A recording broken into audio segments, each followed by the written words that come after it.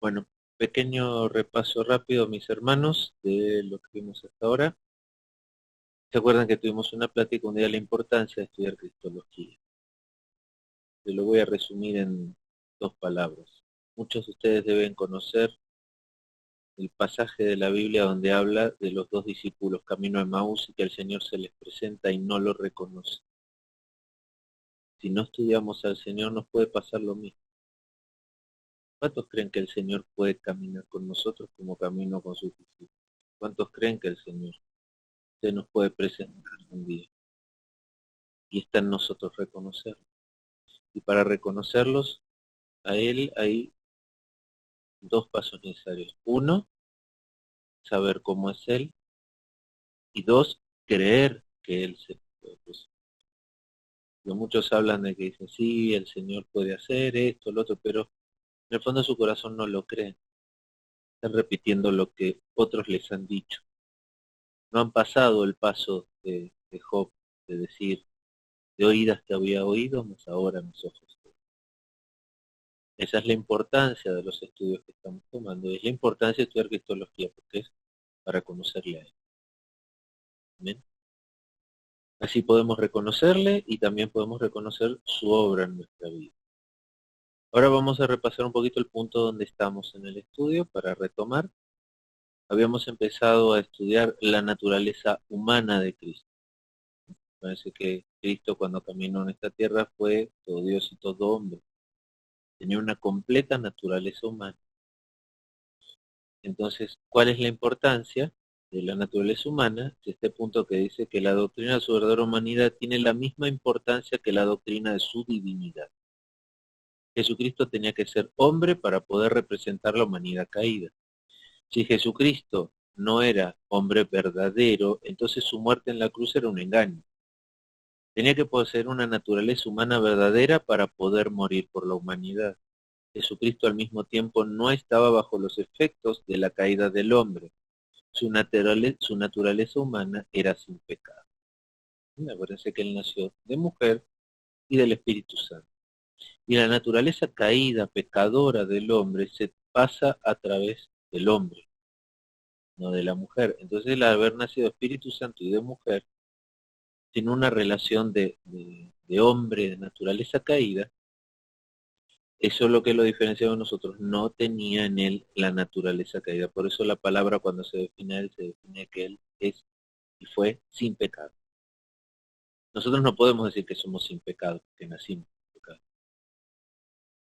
Ahí está nuestra naturaleza pecadora. Él nació sin pecado. Amén. Bueno, entonces, estudiando la naturaleza humana, estudiamos que tenía cuerpo. No sé si se recuerdan.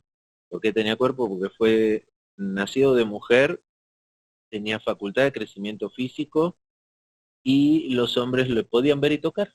Caminaba con los hombres, era un hombre completo, total. Creció desde niño hasta ser hombre. Después era igual que nosotros, pero sin pecado. El punto importante. Pero después de eso era igual que nosotros, sufría las mismas necesidades, las mismas ansiedades, los mismos deseos. ¿Sí? Después, punto se tenía alma y espíritu humano. ¿Sí? Y aquí es en el punto donde quedamos en el estudio. Estaba sujeto a las limitaciones de la humanidad. Estamos en este punto. Vamos a seguir aquí. Si hay alguna pregunta, aquí por el chat la pueden pasar. Voy a silenciar los micrófonos. Si alguien quiere hablar, por favor me dice, me pasa aquí un mensajito y ahí le damos su lugar. ¿Amén? Bueno, entonces, estaba sujeto a las limitaciones de la humanidad. El punto uno que menciona es que tenía hambre. ¿Alguno de ustedes les ha pasado alguna vez en su vida sufrir hambre? Sabrán lo feo que es eso, ¿no? Lo que produce en el ser humano tener hambre. En Mateo 4:2 es la cita que utiliza para mostrar eso, dice, y después de haber ayunado 40 días y 40 noches, tuvo hambre. ¿Mm? O sea, sufría las mismas necesidades de nosotros, sufría hambre. Aquí hay algunas que no va a mencionar, pero también tenía que ir al baño, tenía que hacer las mismas necesidades que hacemos nosotros. Imaginan en el calor que había allí, transpirar y tener que cambiarse la ropa, exactamente igual que nosotros. Y no lo va a mencionar en este estudio, obviamente, porque está tratando de ser un poquito más decoroso, pero piensen en lo indecoroso. Él lo pasaba exactamente igual que nosotros. Tenía sed. Dice en Juan 19:28. Después de esto, sabiendo Jesús que ya todo estaba consumado, dijo, para que la escritura se cumpliese, tengo sed. Jesucristo tuvo sed en la cruz. Punto 3. Podía cansarse, estaba cansado. En Juan 4:6 dice, y estaba allí el pozo de Jacob. Entonces Jesús, cansado del camino, se sentó así junto al pozo, era como la hora sexta. Era el mediodía, la hora sexta para los hebreos de esa época era alrededor del mediodía. Para nosotros en México sería como las 2 de la tarde. Y Jesucristo ya al mediodía, después de haber caminado toda la mañana, estaba cansado del viaje. Además, al mediodía, en esas zonas desérticas, es cuando el calor está más fuerte. Hay grandes diferencias térmicas entre la mañana y la noche. Mucho frío de noche, mucho calor. Punto 4. Lloraba. O sea, lo que pudiéramos decir con esto de lloraba mejor es decir, se conmocionaba, ¿no es cierto? O sea, no me sale la palabra, pero se angustiaba, como cualquiera de nosotros, al punto de llorar. Entonces, Juan 11:35 dice, Jesús lloró. Posiblemente hay pocos versículos que de una forma más impresionante nos enseñan la naturaleza humana de Jesucristo. En este versículo más breve del Nuevo Testamento, la palabra dacruo significa echarse a llorar, llorar intensamente. O sea, cuando leemos este Juan 11:35 tenemos que entender la traducción correcta de esta palabra dacruo. Dacruo significa echarse a chillar con todo como niño, ¿no es cierto? Como un niño chiquito, cuando hace un berrinche. ¿Mm? O sea, llorar con toda la emoción, con toda la angustia que puede tener un ser humano. El punto 5 fue tentado. En Hebreos 4:15 dice, porque no tenemos un sumo sacerdote que no pueda compadecerse de nuestras debilidades, sino uno que fue tentado en todo según nuestra semejanza, pero sin pecado. Acuérdense siempre eso, pero sin pecado. ¿Sí? De este versículo, bueno, ya hablamos antes. El tema de tener eso en consideración, de que no tenía el pecado que nosotros arrastramos. Bueno, hasta aquí los ejemplos de su naturaleza humana. ¿Sí? ¿Ustedes se creen que cuando le clavaron los clavos no le dolió?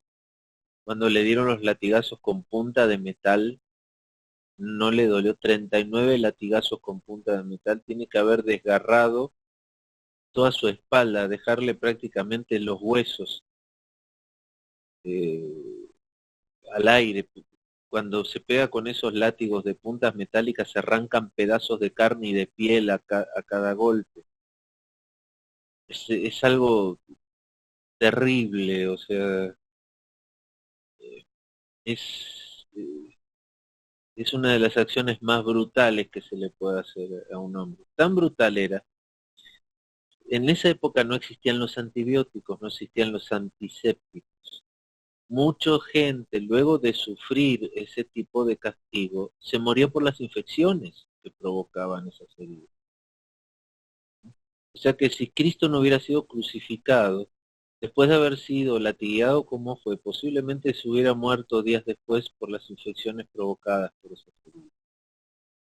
No había manera de parar las infecciones en esa época. Pues bueno, eh, tuvo hambre, tuvo sed, sufrió todo lo mismo que nosotros. Y si no lo hubiera sufrido, no hubiera sido válido su sacrificio.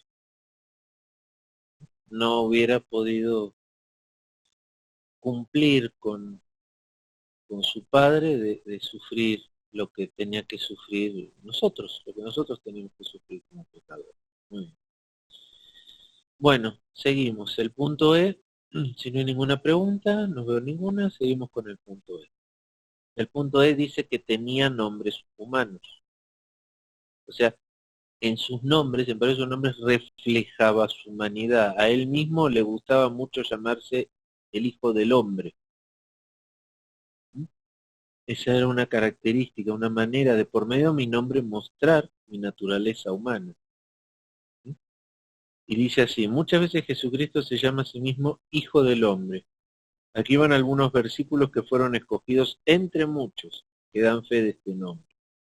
Marcos 8:38 dice, porque el que se avergonzare de mí y de mis palabras en esta generación adúltera y pecadora, el Hijo del Hombre se avergonzará también de él cuando venga en la gloria de su Padre con los santos ángeles.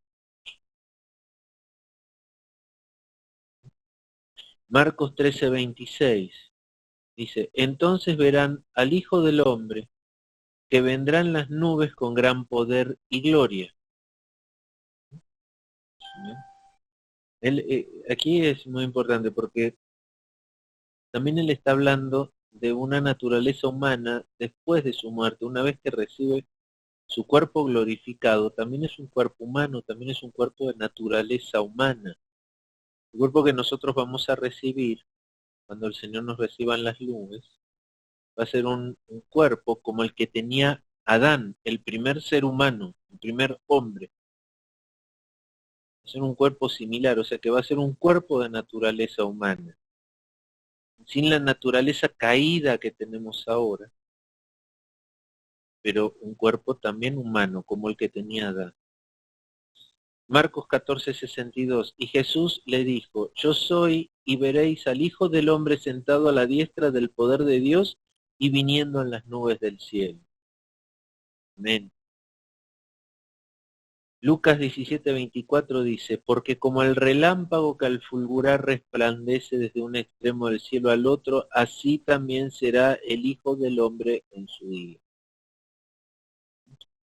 Jesucristo usaba este nombre para describir su misión en términos de Daniel 7:13. Miraba yo en la visión de la noche y aquí con las nubes del cielo venía con uno como un hijo de hombre, que vino hasta el anciano de días y le hicieron acercarse delante de él, identificándose con el Hijo del Hombre de Daniel. Jesucristo pone énfasis sobre el hecho de que es él que cumple esta profecía. En ocasiones Jesucristo une esta expresión con el sufrimiento que le estaba esperando. ¿Bien? Vamos a ver los versículos.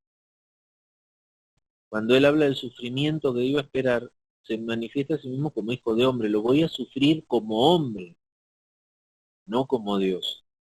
Dice en Marcos 8:31, y comenzó a enseñarles que le era necesario al Hijo del Hombre padecer mucho y ser desechado por los ancianos, por los principales sacerdotes y por los escribas, y ser muerto y resucitar después de 3 días. Marcos 9:31, porque enseñaba a sus discípulos y les decía, el Hijo del Hombre será entregado en manos de hombres, y le matarán, pero después de muerto resucitará al tercer día. Marcos 10:33, he aquí subimos a Jerusalén, y el Hijo del Hombre será entregado a los principales sacerdotes y a los escribas, y le condenarán a muerte, y le entregarán a los gentiles. Amén. Bueno, aquí queda manifestado entonces su nombre de Hijo del Hombre, cuándo lo usaba y por qué. Segundo nombre, Jesús, o Yeshua. ¿Cómo es Yeshua en hebreo? Yeshua, no me sale, perdón por mi mal hebreo. Este nombre es una forma más reciente del nombre Yoshua, que significa salvación de Yahweh, o Yahweh salva. Mateo 1:21 dice, y dará a luz un hijo, y llamarás su nombre Jesús, porque él salvará a su pueblo de sus pecados. Explicación de este nombre: era un nombre bastante común en aquella época. En la Biblia hay más de media docena de personajes que llevan el mismo nombre. Jesús. Y hasta los días de hoy hay muchos Jesuses, ¿sí? Muchos Chuchos por allí todavía dando vueltas. Sigue siendo un nombre muy común. Perdón, tengo una pregunta aquí.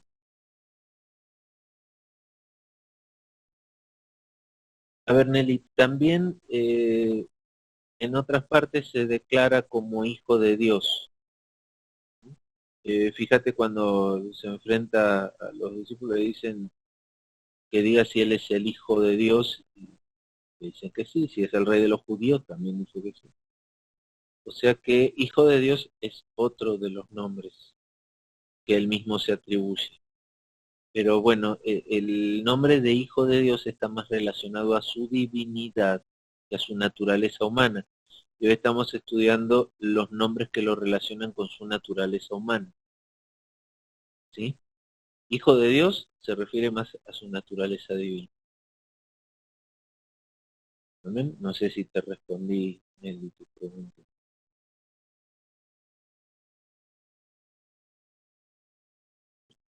Sí.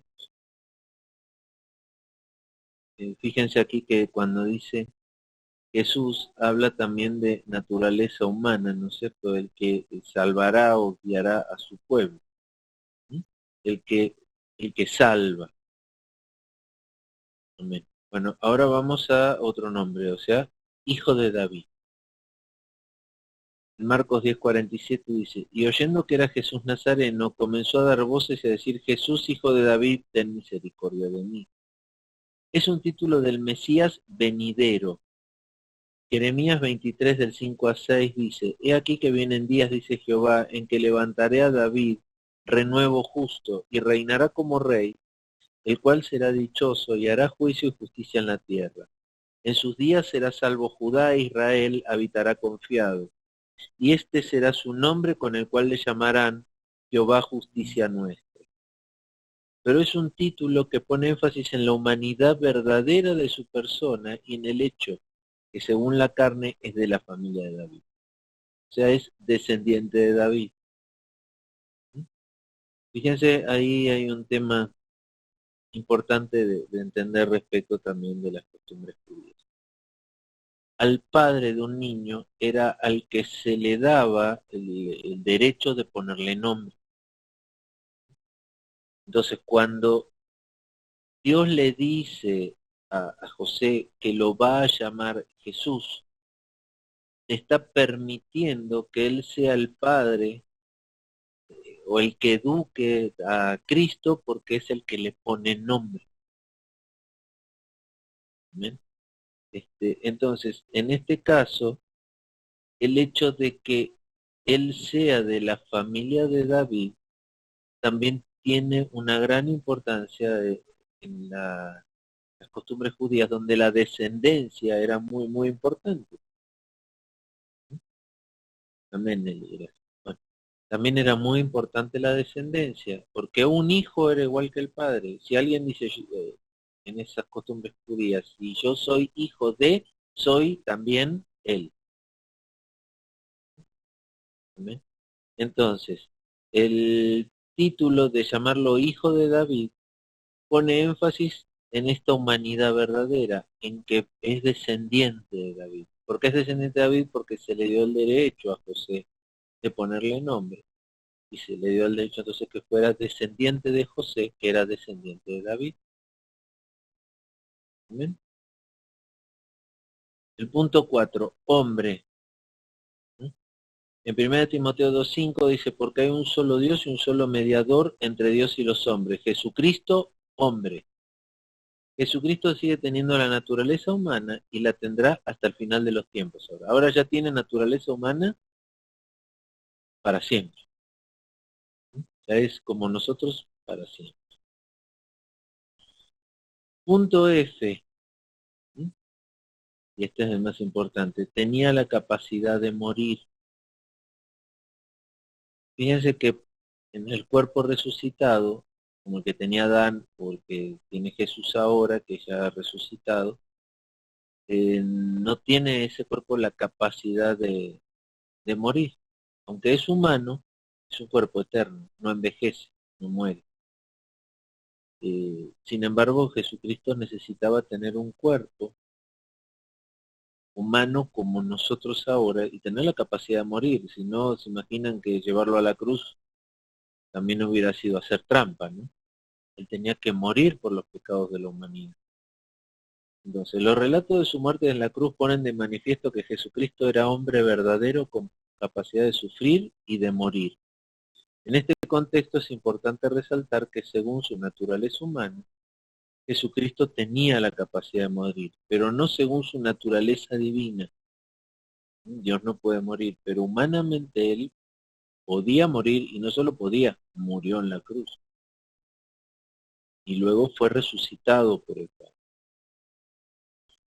Bueno, ahora vamos a pasar a otro punto. No veo que, no sé si alguien tiene alguna pregunta respecto a que vimos esto, porque este tema que va a ser, creo que ya es el último de esta primera parte, va a estar un poquito más complicado de seguir, ¿no? También seguimos, porque vamos a hablar de la unipersonalidad de Cristo. ¿Mm? O sea, la unipersonalidad de Cristo habla de la relación de sus naturalezas, su naturaleza divina con su naturaleza humana, cómo se relacionan entre sí. Aquí el autor nos explica así. En esta sección vamos a hablar principalmente sobre un tema clave. ¿En qué relación están las dos naturalezas de Jesucristo? Y dice, en el año 451, en el Concilio de Calcedonia, la Iglesia formuló la definición de la doctrina de la unipersonalidad de las dos naturalezas de Jesucristo con los siguientes términos: no mezcladas, incambiables, indivisibles, inseparables. O sea, la naturaleza divina y la humana no están mezcladas, no se pueden cambiar una con otra, no se pueden dividir, pero tampoco se pueden separar. Es complicado, hay que meditarlo un poquito, hay que tratar de entenderlo, ¿no es cierto? O sea, están muy separadas su naturaleza divina de la humana, ¿no es cierto? Pero no están mezcladas, están bien definidas una y otra, pero no se pueden dividir ni separar, ¿no? Porque él es un todo, o sea, es único, una unipersona, de ahí la unipersonalidad. Dice, esta definición básicamente es una definición negativa que intentaba proteger la Iglesia contra diferentes herejías. Esta definición no intenta explicar el misterio de la unión de la naturaleza humana y divina en una sola persona. Es imposible explicar cómo aconteció la encarnación y aún menos dar una interpretación psicológica ni filosófica de este hecho, agregaría. Definiciones. Algunas expresiones que precisan una definición para evitar malentendidos. Naturaleza. La naturaleza es el conjunto de todas las cualidades esenciales que definen una cosa o una persona. Persona es una naturaleza que subsiste de forma independiente e individualizada. O sea, la naturaleza humana es lo que nosotros conocemos, pero está dividida en personas, cada uno tiene su propia personalidad dentro de esa naturaleza humana que tiene. Algunos son más tranquilos, otros más nerviosos, otros más explosivos como su servidor. O sea, hay distintas características individuales de cada persona, pero la naturaleza humana es lo mismo. Sufrimos, sentimos dolor, lloramos, ¿cierto? Tenemos todas esas características. Entonces, se puede decir que una naturaleza no necesariamente necesita ser personal. Una persona es una naturaleza que dispone de existencia individualizada y capacidad racional. Cuando decimos que el Hijo llegó a tener también una naturaleza humana, es de entender que esta naturaleza no tenía una existencia propia antes. A ver, ¿cómo podemos aclarar esta parte, no es cierto? tenía una naturaleza, Cristo. Su naturaleza era humana igual que la nuestra. Pero por otro lado, también tenía una condición personal, era una persona única, diferente. Eh, Debía tener sus momentos también, ¿no es cierto? O sea, sus momentos de alegría, sus momentos de tristeza, de angustia. No todos nos angustiamos igual, no todos nos alegramos igual, cada uno es individual, es una persona separada, individual. Las cosas que a uno le agradan a otro no, las cosas que a mí me hacen reír no le hacen reír a otro. ¿Sí? Entonces, eso es una naturaleza, una existencia individual de cada uno de nosotros, aunque todos tenemos naturaleza humana. Nuestra naturaleza humana radica en que todos sentimos, que todos sufrimos, que todo nos duele, que todos lloramos, porque las caídas que vivimos. Cuando decimos que Jesús también tuvo una naturaleza humana, ¿sí?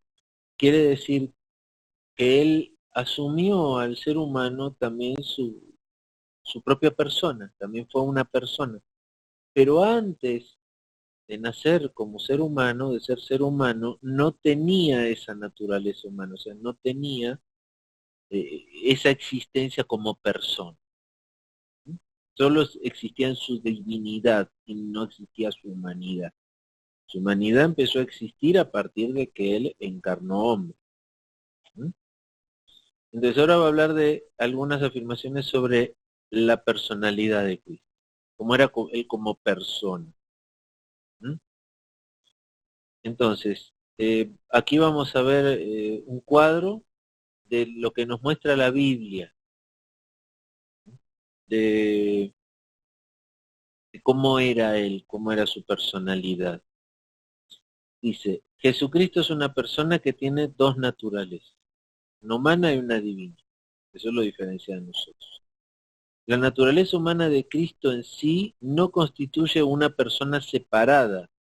El Hijo entero no adoptó una persona humana para morar en ella.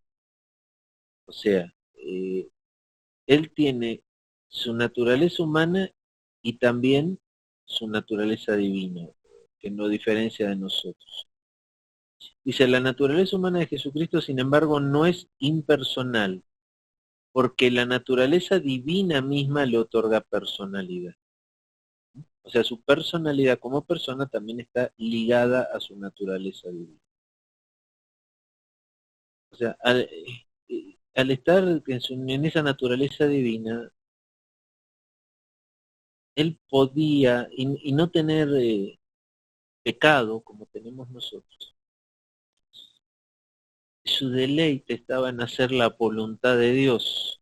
Eso viene más de su naturaleza divina que de su naturaleza humana.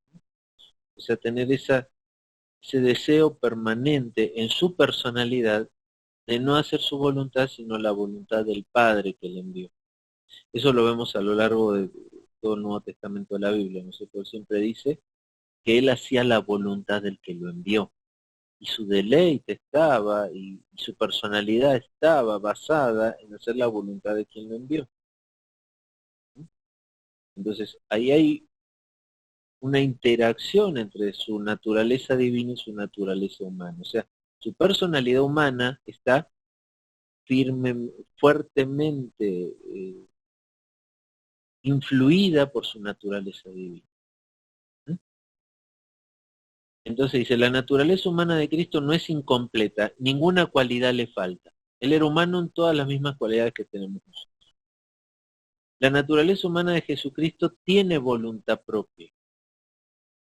Dice, la segunda persona de la Trinidad, el Hijo, que es Dios desde toda la eternidad, asumió una naturaleza humana y tiene ahora una naturaleza humana y divina.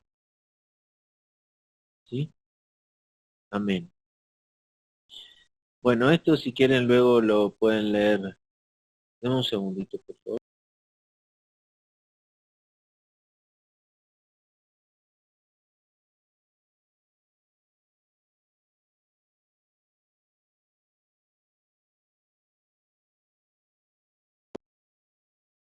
Hola, bueno. Este cuadrito que acabamos de leer, hay que meditarlo, no está tan fácil, ¿eh? Luego, por favor, repasen y medítenlo un poquito. Vamos a ver la evidencia bíblica, punto C. La razón humana no es capaz de entender plenamente todas las implicaciones de las dos naturalezas de Cristo unidas en una persona. Esta doctrina va más allá del pleno entendimiento humano y tiene su única autoridad en la palabra de Dios. Cuando la razón humana llega a sus límites, hay que aceptar lo incomprensible confiando en la palabra de Dios. Vamos ahora a estudiar la evidencia bíblica de esta doctrina. A ver, esto que acabamos de leer aquí es muy importante. Nuestra naturaleza humana no alcanza lo divino. Nuestra mente humana no puede entender lo divino. Entonces llega un punto donde chocamos con el techo de nuestra capacidad humana para entender incluso las cosas de Dios. Cuando se acaba la capacidad de comprender, ¿no es cierto? Ahí es donde el hombre, este va a ser un punto importante, ¿no? Cómo un hombre que ha aceptado a Cristo reacciona cuando choca contra el techo de su capacidad humana de entender lo divino, ¿sí? Y aquí es donde nacen montones de doctrinas falsas, al llegar a ese punto, donde el hombre puede decidir aceptar las cosas de Dios por fe, ¿sí?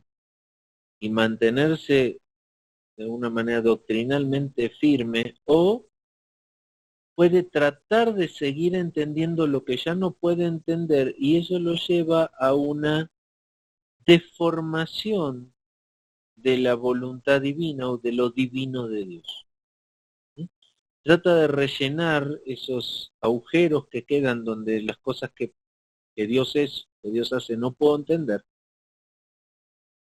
y empiezo a hacer doctrinas más basadas en la filosofía humana que en la palabra de Dios. Ahí es donde nacen las doctrinas falsas. Entonces nosotros lo que tenemos que hacer como hijos de Dios es, cuando chocamos contra el techo de la capacidad de entender lo divino, aceptarlo por fe. No puedo entender lo que Dios es o lo que Dios hace, pero sí puedo ser testigo de lo que Dios es y lo que Dios hace y aceptarlo por fe, sin necesidad de buscar o de forzar una explicación. ¿Sí? No sé si me explico con eso, pero cuidado con este punto, hijos de Dios. Muchas veces hay que aceptar por fe lo que Dios hace o lo que Dios es. Por eso muchas veces también es difícil hablar con la gente que no tiene fe, porque no acepta las cosas que vienen del Espíritu, no acepta lo que otro ha aceptado por fe. Acuérdense que le decían a Cristo, tenemos pruebas, y le decía, generación adúltera que pide pruebas, que solo van a tener la señal de Jonás. O sea, el hombre pide a veces señales de lo divino, ¿sí? Pero no se va, ni con señales lo va a poder interpretar. ¿Cómo interpretar una sanidad? ¿Cómo interpretar que una persona deje un vicio sin explicación?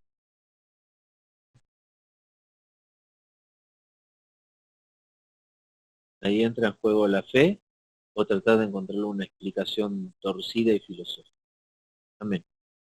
Dice, punto 1, seguimos con el texto. No hay evidencia de una personalidad dual de Cristo en la Biblia. En la Biblia no hay ni rastro de una doble personalidad de nuestro Señor Jesucristo, a diferencia de muchos versículos que prueban claramente que existe un diálogo entre las diferentes personas de la Trinidad.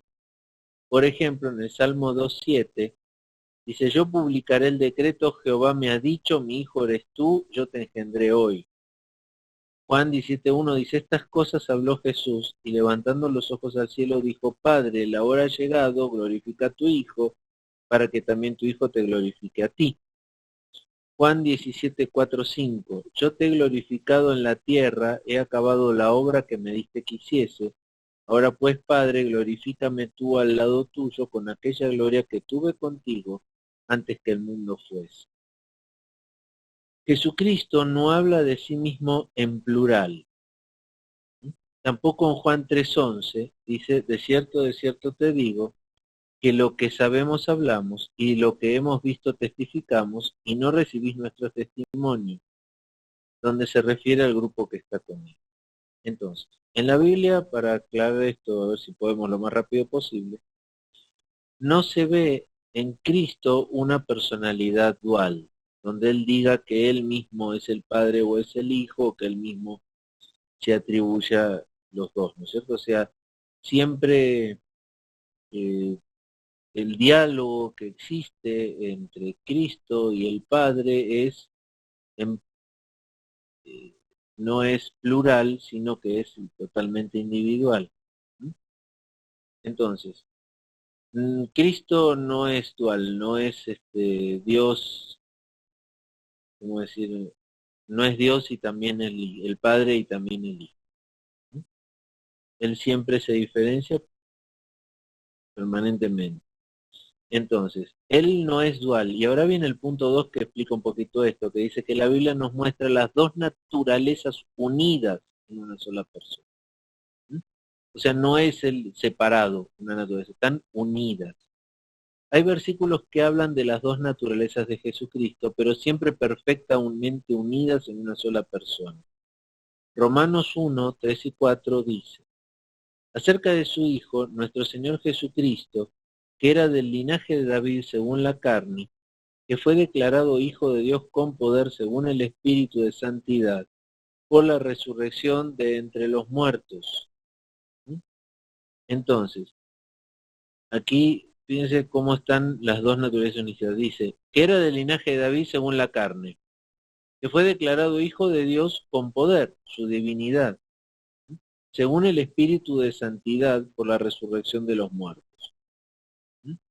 O sea, una unión de la carne, hijo de David, con lo que decía hace un rato Nelly, hijo de Dios con poder. En una sola persona unida las dos naturalezas. Gálatas 4:4-5. Pero cuando vino el cumplimiento del tiempo, Dios envió a su Hijo nacido de mujer y nacido bajo la ley para que redimiese a los que estaban bajo la ley, a fin de que recibiéramos la adopción de hijos. ¿Amén? Entonces, aquí está el Hijo nacido de mujer bajo la ley y que además redime a los hombres, que es parte de una naturaleza divina. O sea, el mismo que nació de mujer redime a los hombres. Tiene esa naturaleza divina. Ahora viene Filipenses 2:6-11, es un poquito más largo. Aquí está el texto en la pantalla. Si lo quieren buscar en sus Biblias, ven adelante. Si no, aquí un servidor ya se tomó el tiempo de poner los versículos. Dice, Filipenses 2:6, el cual, siendo en forma de Dios, no estimó ser igual a Dios como cosa que aferrarse, sino que se despojó a sí mismo, tomando forma de siervo, hecho semejante a los hombres, y estando en la condición de hombre, se humilló a sí mismo, haciéndose obediente hasta la muerte y muerte de cruz. Por lo cual Dios también lo exaltó hasta lo sumo, y le dio un nombre que es sobre todo nombre, para que en el nombre de Jesús se doble toda rodilla de los que están en los cielos y en la tierra y debajo de la tierra. Y toda lengua confiese que Jesucristo es el Señor, para gloria de Dios Padre. Bueno, aquí fíjense, empieza diciendo que Él no estimó toda su naturaleza divina para despojarse de esa naturaleza para tomar forma de hombre, hecho semejante a nosotros. Y mientras estaba semejante a nosotros, se humilló. y se humilló hasta la muerte. Entonces Dios luego lo exaltó, le devolvió su naturaleza divina y le dio un nombre por sobre todos los hombres, para que a él le adoren todos los hombres. O sea, ¿por qué si él es hombre es digno de ser adorado? Porque también es Dios, porque tiene una naturaleza divina y una naturaleza humana. Y toda lengua va a confesar que Jesucristo es el Señor para gloria de Dios. Seguimos aquí, dice, Él no vino a morar en una persona humana, sino asumió la naturaleza humana. La personalidad única de Cristo tiene atributos divinos y humanos a la vez. Versículos que hablan de atributos humanos refiriéndose a Cristo con un título que revela su divinidad. En Hechos 20:28 dice, por tanto mirad por vosotros y por todo el rebaño en el que el Espíritu Santo os ha puesto por obispos, para apacentar la iglesia del Señor, la cual Él ganó por su propia sangre. Señor y con su propia sangre. ¿Amén? Ahí está la explicación. O sea, Él es Señor, pero además Él ganó el derecho de apacentar a su iglesia con sus propias, de salvar al ser con sus propias. Primera de Corintios 2:8. La que ninguno de los príncipes de este siglo conoció, porque si lo hubiera conocido, nunca habrían crucificado al Señor de gloria. Y aquí están otra vez los dos términos. Es el Señor de gloria y fue crucificado. O sea, las dos naturalezas en uno solo. Colosenses 1:13-14 dice, el cual nos ha librado de la potestad de las tinieblas y trasladado al reino de su amado Hijo, en que tenemos redención por su sangre y perdón de pecados. O sea, es el Hijo de Dios, Hijo, y además tenemos redención por su sangre. ¿Sí? Naturaleza humana y naturaleza divina. Ahora va a dar un par de versículos que hablan de atributos divinos refiriéndose a Cristo con un título que revela su humanidad. Juan 3:13. Nadie subió al cielo sino el que descendió del cielo, el Hijo del Hombre que está en el cielo. Hijo del Hombre y que está en el cielo. O sea, naturaleza humana, Hijo del Hombre, naturaleza divina, que está en el cielo. Juan 6:62. Pues que, si viereis al Hijo del Hombre subir a donde estaba primero, Hijo de Hombre y subir a donde estaba primero. Naturaleza humana, naturaleza divina. Ahora viene el punto D, que son los efectos que produce la unión de estas dos naturalezas en una persona. El primero dice, la naturaleza divina no cambia. Es muy importante no caer en el error de enseñar una cristología que va en contra de la doctrina de la inmutabilidad de Dios. Hay que aquí cita ver teología propia cuando estudiamos los atributos de Dios, ¿no es cierto? Los atributos de Cristo. Él es inmutable. Entonces, Dios no puede cambiar nunca y por lo tanto al asumir la naturaleza humana, la divinidad de Cristo no cambió. Esto implica, por ejemplo, los siguientes elementos. Según su naturaleza divina, Cristo no podía sufrir, morir, desconocer cosas o ser tentado. Todas estas cosas fueron posibles después de haber asumido el eterno Hijo de Dios la naturaleza humana. O sea, es como que a su naturaleza divina se le agregaron los elementos de la naturaleza humana. Ahora puede sufrir, morir, desconocer, ser tentado, porque ahora es humano. Amén. Entonces dice, el punto 2, la encarnación resulta un triple intercambio. Hay que dejar muy claro que intercambio no significa mezcla. Dice, intercambio de atributos. Los atributos divinos y humanos forman parte de la misma persona. esa persona de Jesucristo puede ser al mismo tiempo omnisciente, omnipotente y estar sujeta a las limitaciones de la existencia y naturaleza humana. Al mismo tiempo, esto no significa que su divinidad fue humanizada o su humanidad divinizada. No hay un intercambio real en el sentido de la que la naturaleza divina transfiere atributos a la naturaleza humana. Por ejemplo, punto B. Intercambio en la obra redentora de Jesucristo. La obra de redención tiene carácter divino humano. La obra redentora es el resultado de la cooperación de esas dos naturalezas. El resultado es una unidad indivisible. Entonces, la obra de la redención tiene un carácter divino humano, lo vimos antes. ¿Por qué? Porque Él, para redimirnos, pudo morir y sufrir y derramar su sangre, igual que cualquiera de nosotros. Pero al mismo tiempo su parte divina es la que le da el derecho a declararnos hijos de Dios. El punto C dice, intercambio de dones. La naturaleza humana desde el principio poseía dones divinos.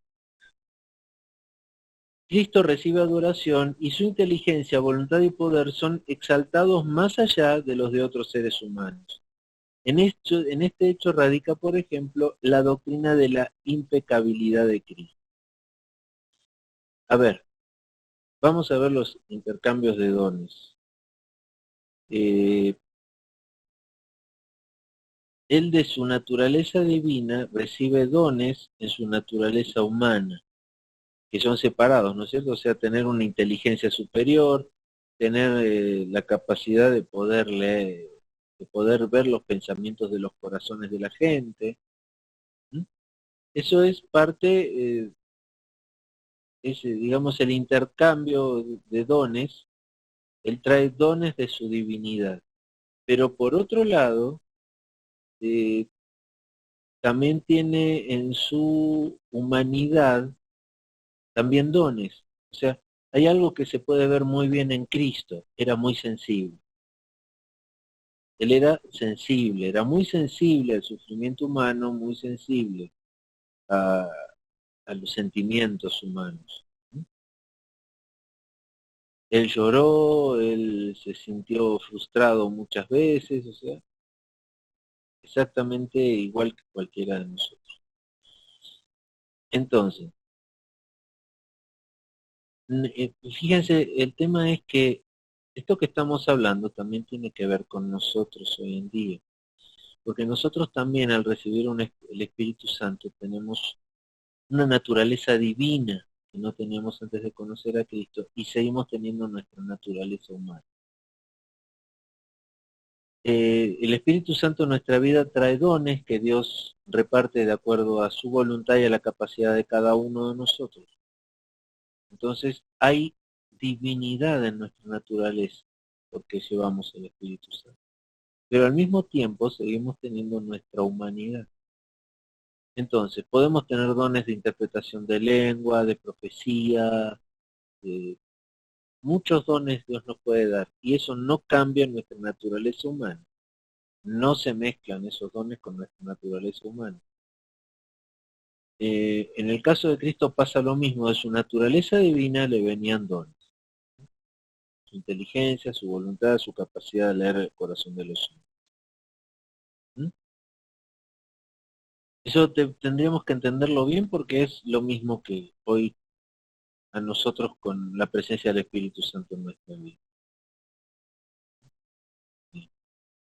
El punto 3. Cristo es el objeto de adoración y oración. Otro efecto de esta unión es el hecho de que Jesucristo es el objeto de nuestra adoración y oración. La naturaleza humana por sí sola no podía ser adorada. Nosotros no podemos adorar a un Cristo que hubiera sido solo humano. En realidad adoramos su divinidad. 4. Dice, Cristo puede simpatizar con su pueblo. Hebreos 4:15. Porque no tenemos un sumo sacerdote que no pueda compadecerse de nuestras debilidades, sino uno que fue tentado en todo según nuestra semejanza, pero sin pecado. Nos enseña que tenemos un Salvador que puede simpatizar con su pueblo. Teniendo una naturaleza humana, Él ha vivido en su propia carne nuestras tentaciones y las ha podido, y a la vez ha podido cumplir las exigencias de la ley divina totalmente. Este simpatizar con su pueblo, esta palabra, yo sería mejor dicha tal vez empatizar con su pueblo. O sea, él habiendo sufrido lo mismo que nosotros, habiendo caminado en esta tierra, perfectamente sabe cómo duelen los pies el caminar por un camino de arena caliente lleno de piedras. Él puede saber cuánto duele que una de esas piedras se le clave en su pie, en su sandalia. O sea, cuánto puede, cuando uno tiene hambre, cuánto puede tentar una comida. Lo ha vivido en su propia carne. Entonces, eso hace que pueda entendernos perfectamente, que pueda empatizar con nosotros. Él sabe cuán difícil es soportar esas tentaciones, porque a él también le costaba. Punto 5. El Logos encarnado es la fuente de la vida. Jesús dijo, yo soy el camino y la verdad y la vida, nadie viene al Padre sino por mí. Jesucristo en su condición como Dios hombre tiene en sí la vida. Él es la vida. Juan 10:10. El ladrón no viene sino para hurtar, matar y destruir, y yo he venido para que tengan vida y para que la tengan en abundancia. Además era necesario su encarnación para poder comunicar esta vida a los hombres. Amén. Como les dije, ya estamos viendo temas que hay que meditarlo con el espíritu un poquito, ¿no? Para entenderlo un poquito. O sea, Él es el dador de la vida, Él es el que tiene el control de la vida, dice su palabra que nadie puede entrar al Hades si Él no lo permite, Él tiene la llave del Hades ahora. O sea, Él tiene la decisión sobre la vida, la muerte, y Él es el que da vida. Él es de la Trinidad el soplo de vida. Cuando Dios le sopló vida a Adán, esa vida era Jesucristo. Y su vida también está manifestada en su palabra. Entonces, él lo que dice es, él vino a darnos vida, vida espiritual, porque estábamos muertos a la vida espiritual. Y también él es el dador de vida material y humana. Ahí es también donde se ve su divinidad y su humanidad. Él es dador de vida en lo humano y también es el dador de la vida en lo espiritual. Punto 6. La exaltación de la naturaleza humana de Cristo. La naturaleza humana de Cristo es exaltada por su unión con su naturaleza divina. Sin embargo, su cuerpo de resurrección no deja de ser cuerpo, aunque de otra naturaleza de nuestros cuerpos de carne y sangre, pero no deja de ser cuerpo humano. ¿Mm? Entonces, ¿por qué exaltamos la naturaleza humana de Cristo? Porque tiene esa unión en relación con su naturaleza divina. Después dice, la unipersonalidad de Cristo es un misterio, como tantos otros. Con todo esto hay que enfatizar claramente que la unión de las dos naturalezas en la persona de Jesucristo es un misterio que no puede ser entendido. Una idea vaga de lo que esta unión implica podemos hacernos cuando consideramos la unión entre la parte material cuerpo y la parte inmaterial alma y espíritu del hombre. Bueno, un poco lo que les decía a nosotros mismos, ¿no? Teniendo el Espíritu Santo y los dones del Espíritu en nuestra vida, creo que podemos tener una visión un poquito más clara, aunque no la entendamos, de cómo actúa esa naturaleza divina y humana unidas entre sí. La persona, seguimos por acá, tiene su sede en la parte inmaterial del hombre. La personalidad de Cristo tiene su sede en su naturaleza divina. Todo lo que ocurre en el cuerpo, en el alma, es relacionado con toda persona. Entonces, esta es una explicación interesante, ¿no es cierto? Entonces dice que al estar unidos, no mezclados en el hombre, la personalidad tiene su sede en la parte inmaterial del hombre. La personalidad de Cristo tiene su sede en la divina, o sea, en su parte divina. Todo lo que ocurre en el cuerpo o en el alma es relacionado con toda la persona. Por supuesto, esta analogía tiene sus defectos. Por ejemplo, no puede explicar la unión entre lo finito y lo infinito, lo divino y lo humano en la persona de Cristo. Punto F. Varias posturas. Ahora vamos a ver la calvinista, etc. Vamos a ver la postura calvinista. Calvino enseñó que los atributos divinos y humanos se reúnen en la misma persona, pero que no existe una transferencia real entre los atributos. Por ejemplo, si se hubiese quitado un solo atributo de su naturaleza divina y añadido a su naturaleza humana, él habría dejado de ser Dios. Si hubiese quitado un solo atributo de su naturaleza humana y añadido a su naturaleza divina, él habría dejado de ser hombre en el pleno sentido de la palabra. Esa es la postura calvinista. La postura luterana dice, Lutero y sus seguidores habían enseñado que la naturaleza divina transfiere en el sentido literal atributos a su naturaleza humana. Allí están las raíces de la doctrina de la ubicuidad del cuerpo de Cristo. Es decir, su omnipresencia como consecuencia. El cuerpo de Cristo puede estar físicamente presente en el pan y en el vino de la Santa Cena, doctrina de la presencia real de Cristo. Sin embargo, los elementos no cambian, como la Iglesia Católica lo está enseñando en su doctrina de la transustanciación. Problemas. No hay base bíblica para esta doctrina. La Biblia hace una separación clara entre lo divino y lo humano de Cristo. La naturaleza humana de Cristo, de cierto modo, es absorbida por la divina. Ya no se puede distinguir entre el estado de humillación de Cristo durante su vida en la tierra y su exaltación de.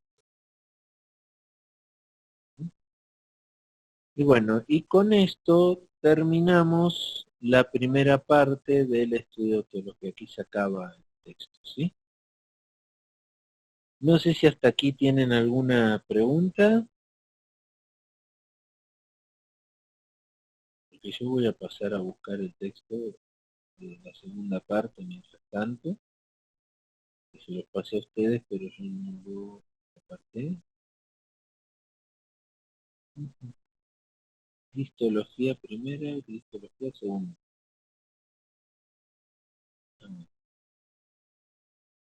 En esta segunda parte de la Cristología van a ver que el índice temático es el mismo, obviamente, ¿no? Está la primera parte y aquí viene ahora los temas de esta segunda parte. Esta segunda parte es un poquito más larga que la primera. Lo que vamos a estudiar fundamentalmente es su venida a la tierra, las profecías, la encarnación, el ministerio, pasión. El ministerio que actualmente él tiene en el cielo, ahora ya resucitado y sentado a la diestra del Padre. Los oficios que tenía Cristo y las doctrinas falsas sobre la persona de Cristo. Principalmente algunas doctrinas del siglo I, ¿no? Como los gnósticos, arrianistas y nestorianistas. Pero bueno, entonces, terminamos la primera parte aquí. ¿Hay alguna pregunta, algo que les interese ver, repasar, releer sobre la primera parte antes que nos metamos de lleno en la segunda parte? Quedan muy poquitos minutos. O sea, lo que veamos ahora en la segunda parte seguramente lo vamos a repasar el próximo lunes. Lo que veamos de esta segunda parte. El primer punto es su venida a la tierra. ¿Cómo fue? ¿Por qué? ¿Ninguna pregunta?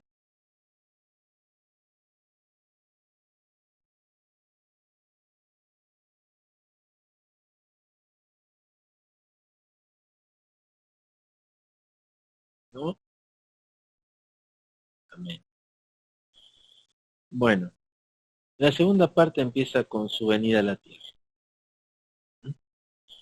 Dice que es impresionante como vemos a través del Antiguo Testamento una imagen cada vez más completa de la venida del Mesías. Poco a poco Dios revela más datos sobre la venida de Cristo. Vamos a ver profecías del Antiguo Testamento que adelantan, que anticipan la venida de nuestro Señor. Profecías sobre la venida de Cristo. En el post-evangelio, Génesis 3:15 dice, inmediatamente después de la caída del hombre, Dios anuncia que la semilla de la mujer herirá a la serpiente en la cabeza. Viéndolo a la luz del Nuevo Testamento, está claro que esta profecía se refiere a la derrota de Satanás por la sangre derramada de Jesucristo. Incluso en esta profecía la humanidad y la divinidad de Cristo son reveladas. Como descendiente de Eva es un ser humano. Para poder derrotar a Satanás tiene que tener su parte divina, de divinidad. 2. La línea de Abraham. Dice en Génesis 12:2, a través de Sem y Noé sería finalmente Abraham el portador de las promesas divinas. Aunque aquí no se le menciona al Mesías personalmente, desde el punto de vista del Nuevo Testamento está claro que solamente con la venida del Mesías pueden cumplirse estas promesas. Punto 3, la línea de Judá. Génesis 49:10. Dice, la siguiente de las grandes promesas del Antiguo Testamento con el nacimiento de Jesucristo. Los reyes israelitas cesaron. Silo significa el al que lo pertenece. Se habla aquí del cetro y de la persona que legítimamente lo tendrá en sus manos. Los judíos reconocieron plenamente que esta profecía se refiere al Mesías venidero. Targum Jonathan y Targum Pseudo Jonathan. Después la línea de David. Samuel 7:12 dice, el pacto que Dios aquí hace con David incluye los siguientes puntos. David iba a tener un hijo que le seguiría para establecer y consolidar su reino. Su hijo va a construir el templo. El trono del reino iba a permanecer para siempre. La misericordia de Dios estará con la casa de Salomón. La casa de David y su reino permanecerán para siempre. Entonces, la última de estas promesas no implica una dinastía ininterrumpida. Por ejemplo, el exilio babilónico la interrumpió y de momento tampoco hay rey en Israel, pero la casa de David siempre tiene el derecho al trono de Israel. Jesucristo será la única persona que puede comprobar con su genealogía su derecho al trono. Punto 5. Nacido de una virgen. Las profecías que anticipan que van a ser de una virgen. Isaías 7:14. Hay dos palabras para virgen en hebreo. Una es betulá, se refiere a una mujer que es virgen en el sentido físico, y alma, que se refiere a una mujer joven que ha alcanzado la edad para casarse. La palabra usada por Isaías es la segunda, y esta palabra es más completa que la primera y por lo tanto más idónea en referencia a María. O sea, cuando habla de la Virgen, Isaías habla de Alma, una mujer joven que no solo es virgen, que no ha conocido hombre, sino que alcanzó la edad para casarse. ¿Amén? Entonces él es nacido, según Isaías, él es nacido de una Alma, una mujer joven que no ha conocido varón y que está en la edad de casarse. Después dice el sexto, cuando se predice o se profetiza que van a ser en Belén. Miqueas 5:2 dice, en Mateo 22:6, los escribas dicen a Herodes con gran seguridad que el Mesías iba a nacer en Belén. Entre los judíos era conocido que Cristo iba a venir en Belén, Juan 7:42. Belén significa casa del pan. Bet-Lehem. Tiene mucha lógica que el pan de vida proceda justamente de aquella ciudad, de Bet-Lehem, que es la ciudad del pan. El punto 7 es el precursor. Dice en Isaías 43, en el sentido inmediato este versículo se refiere al hecho de que el Señor iría por delante de su pueblo en su viaje al exilio babilonio. En un sentido más amplio habla del ministerio de Juan el Bautista en cuanto a Jesucristo. ¿Sí? Pero aquí habría que leer, ya no están copiados los versículos. A ver, vamos a leer rapidito Isaías 43, que es lo que dice, para entender un poquito más. Isaías 43 dice: Vos que claman en el desierto, preparad camino a Jehová, enderezad calzada en la soledad a nuestros días. No, perdón, enderezad calzada en la soledad a nuestro Dios. ¿Mm? Entonces, aquí habla de preparar el camino a Jehová. En el sentido inmediato, este versículo se refiere al hecho de que el Señor iría por delante de su pueblo en su viaje al exilio. Malaquías, vamos a buscar Malaquías 3:1, dice: He aquí yo envío mi mensajero, el cual preparará el camino delante de mí, y vendrá súbitamente a su templo el Señor, a quien vosotros buscáis, y el ángel del pacto, a quien deseáis vosotros. He aquí viene, ha dicho Jehová de los ejércitos. Entonces aquí dice que el cual preparará el camino delante de mí. Delante de su pueblo en su viaje a exilio en Babilonia, en un sentido más amplio, habla del ministerio de Juan el Bautista en cuanto a Jesús. O sea, cuando están en el cautiverio, les habla de 8, rey. Dice, Números 24:17. Balaam, el falso profeta, vio a Jesucristo y profetizó de él. Números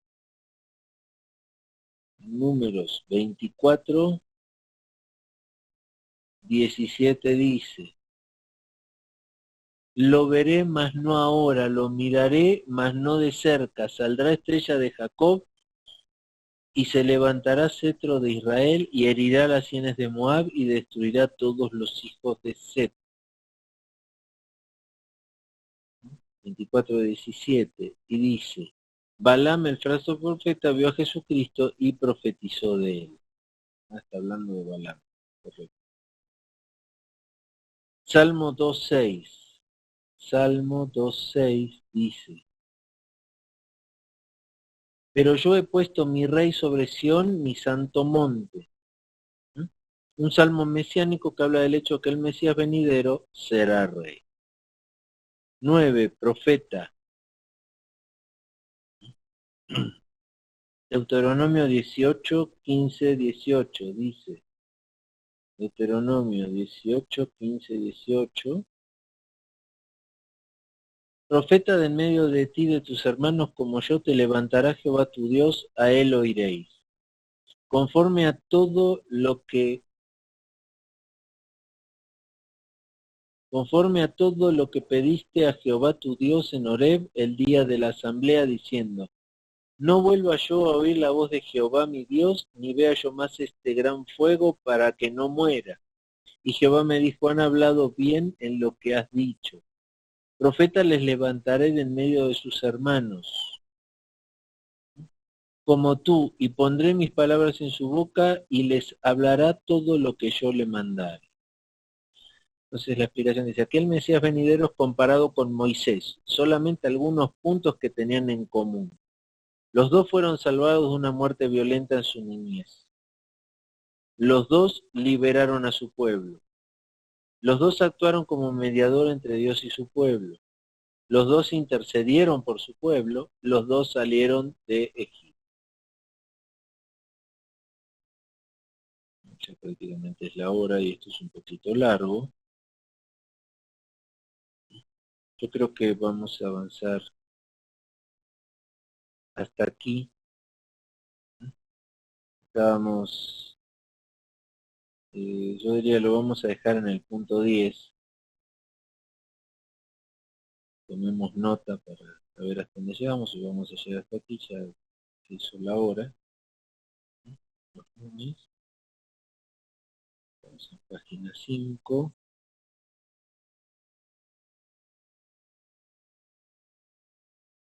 El punto 10 acerca.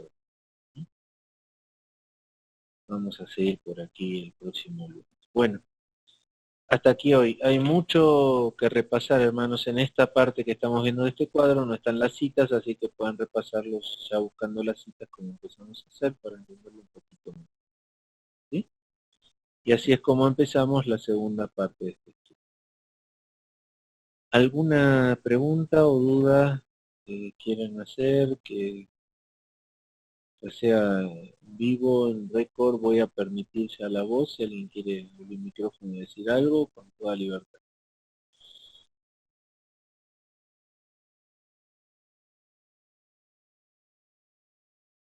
Me parece que ya se me durmieron todos.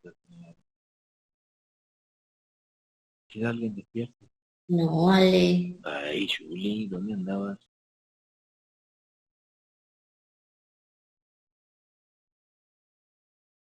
¿Amén? Amén.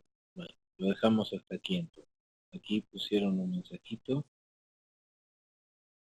Sí, repasar, claro que hay que repasar. No es fácil, esta parte que vimos hoy está más difícil, ¿no? Hay que leerla un poquito más. Y es más, se vale hacer preguntas, discutir sobre el tema o que intercambiamos opiniones, que demos luz al tema, ¿eh?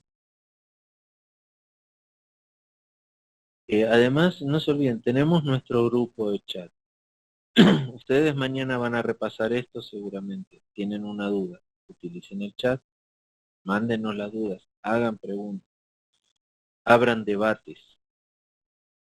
Los grandes cambios de este mundo nacieron porque alguien inocentemente quiso abrir un debate. Acuérdense que Lutero, cuando clavó las 95 tesis en la puerta de la catedral de Wittenberg, su idea no era empezar una revolución o una reforma. Su idea era comenzar un debate entre los eruditos que en ese momento estaban allí. Y luego Dios utilizó eso para comenzar ese gran movimiento que comenzó. ¿Amén? Bueno, voy a parar entonces.